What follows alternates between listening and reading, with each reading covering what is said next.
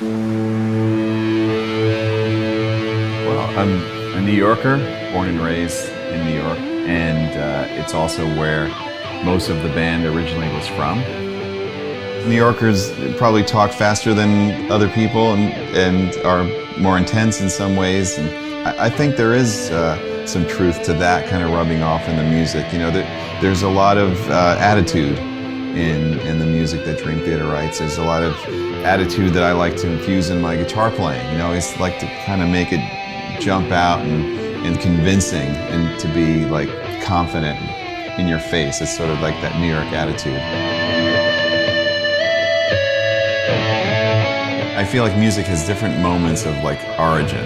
The moment when something comes to you, whether you're playing your guitar or you're just walking around, you hear something, that's a very personal moment. That's the genesis of the idea. And then if you're able to go into a studio, you're able to record that collaboration, that's another genesis of the music.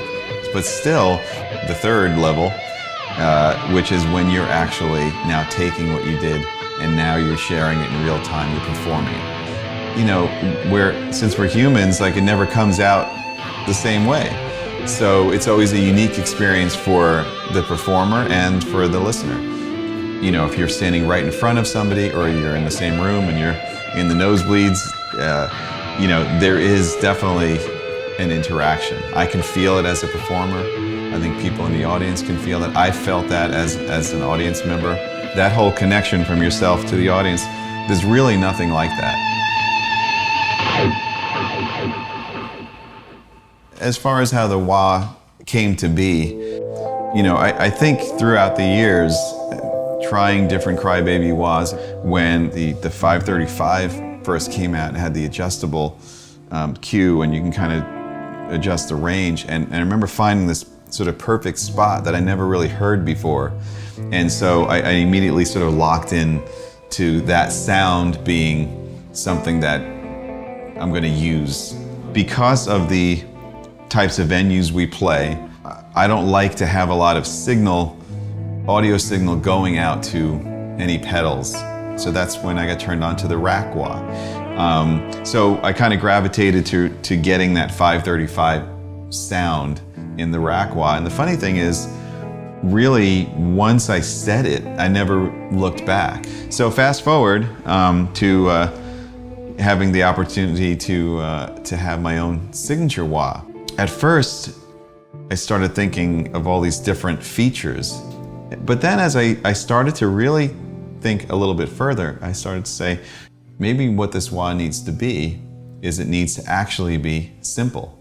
It needs to be something that when you step on it, you know it's going to deliver that sound that I cultivated throughout all these years. That level of boost, that low end, that high end, that sweep. So we ended up taking the wah settings on the rack wah and all that experience and all those thoughts and conclusions and experimenting. And so that's the sound that they modeled the pedal off of. Now, if you wanted to, if you're a tinkerer, and a lot of guitar players are, you open it up, there are some EQ pots that you can change it. And then the look of it, you know, with all my stuff, I'm kind of into this sort of, I want things to have a classy look, but also look very strong and you know, just badass and sleek and everything. So the black sort of smoke chrome that we did, the tread on it with the shield, I think it has a really cool look to it. It looks good on the pedal board. It looks good on its own, so it's a great looking wah.